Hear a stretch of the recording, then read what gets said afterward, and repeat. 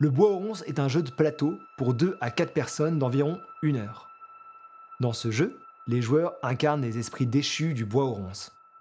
Leur but est de satisfaire l'esprit sylvain qui règne en maître sur la forêt. Pour gagner, un joueur doit réussir à incarner un des habitants de la forêt et accomplir une épreuve unique et connue de lui seul. Les joueurs devront manipuler les éléments, le vent, les arbres et les animaux pour obtenir de précieuses ressources qui leur permettront de payer leurs incarnations. Chaque joueur se voit remettre un plateau individuel sur lequel est inscrit une roue des actions. Cette roue des actions indique toutes les actions que le joueur peut réaliser au début de son tour.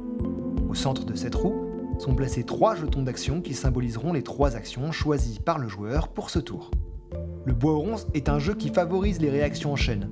Le choix et l'ordre des actions sont déterminants pour parvenir à tirer le meilleur d'une situation de jeu. L'action carte permet de tirer une carte faune ou végétation et de faire apparaître sur le plateau des graines, des proies ou des prédateurs aux emplacements indiqués sur la carte. Chaque joueur s'est vu attribuer un point cardinal en début de partie qui est indiqué sur son plateau personnel. En jouant l'action vent, un joueur peut déplacer n'importe quel élément du plateau qui lui appartienne ou non dans le sens de son vent. En choisissant l'action déplacer, un joueur peut déplacer autant d'animaux qu'il le souhaite à n'importe quel moment de son tour tant qu'il existe une condition pour que ces animaux se déplacent. Leurs conditions de déplacement sont les suivantes. Une proie peut se déplacer vers les marqueurs pluie qui se trouvent sur une case adjacente, de même qu'un prédateur peut se déplacer vers une proie qui se trouve sur une case adjacente. Les proies et les prédateurs peuvent fuir un incendie se trouvant sur une case adjacente et se déplacer sur n'importe quelle autre case adjacente. Si un prédateur se trouve sur la même case qu'une ou plusieurs proies, celles-ci sont retirées du plateau et le joueur gagne autant de ressources os que de proies défaussées de cette manière. Si 2 prédateurs se trouvent sur la même case, retirez l'un des 2 du plateau et gagnez une ressource os.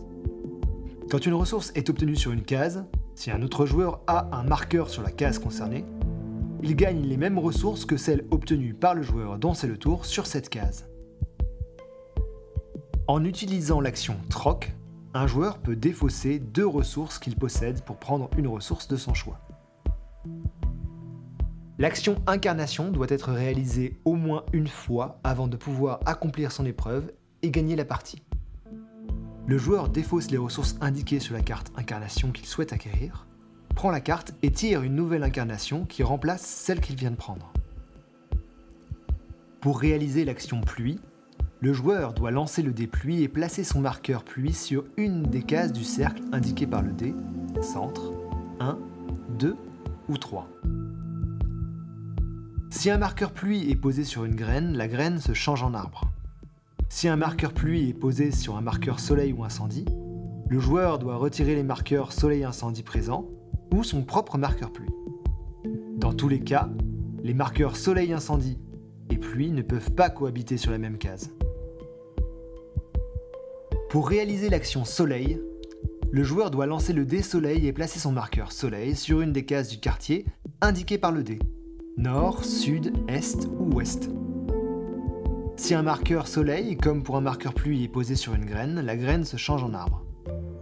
Si un marqueur soleil est placé sur un autre marqueur soleil, le dernier marqueur arrivé sur la case passe en marqueur incendie. Si un incendie est placé sur une case où sont présents des arbres ou des animaux, ceux-ci sont alors défaussés et fournissent de la cendre aux joueurs dont c'est le tour, ainsi qu'à tous les joueurs ayant un marqueur sur cette case. Puis, l'incendie est défaussé.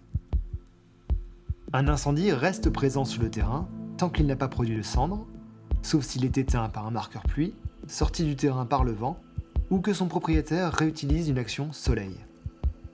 Pour utiliser son plan de coupe, le joueur doit utiliser l'action coupe. Il défausse alors tous les arbres présents sur la zone indiquée de son plan de coupe et obtient un bois par arbre ainsi abattu.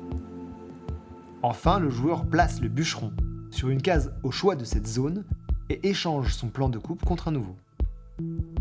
Le bûcheron, quand il est présent sur le plateau, abat systématiquement tous les arbres présents sur la case où il se trouve et rapporte autant de bois aux joueurs dont c'est le tour qu'à ceux ayant un marqueur sur cette case. Si le bûcheron se trouve sur la même case qu'un animal, le joueur dont c'est le tour doit déplacer sur une case adjacente l'animal ou le bûcheron, au choix. Si le bûcheron se trouve sur une case où il y a un incendie, il est retiré sans produire de ressources et l'incendie reste sur le plateau. Lorsqu'un joueur a réalisé au moins une incarnation, il devient possible pour lui d'accomplir l'épreuve qui lui a été fournie au début de la partie. Les épreuves concernent souvent un nombre de ressources, une disposition du plateau ou encore la situation des autres joueurs. Généralement, une épreuve peut être accomplie à n'importe quel moment de la partie. Et un joueur incarné dont une épreuve s'accomplit peut arrêter la partie à tout moment pour réclamer la victoire.